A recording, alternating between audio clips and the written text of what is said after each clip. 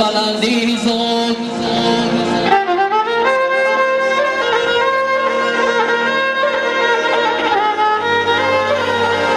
سرم از تن رود اما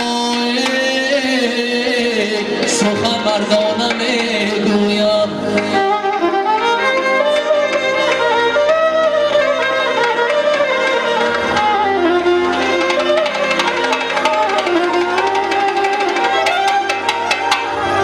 و همه نغمه ناجور دلم میسوزد و همه طینتی به نور دلم میسوزد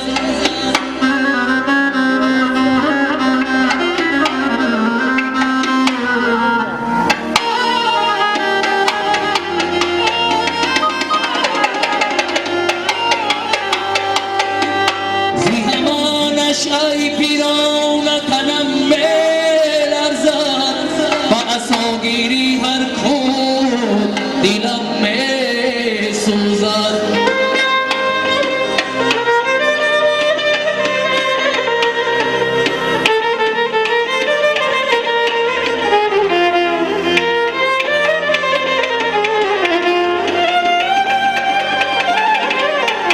بدی مجنون شد از سر خنزیر ملامت بینم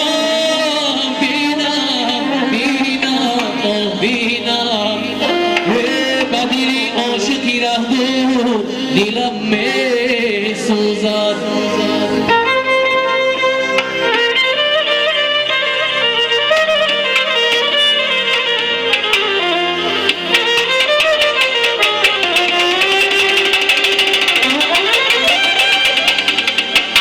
آفتاب از اثری شام نکزی فقط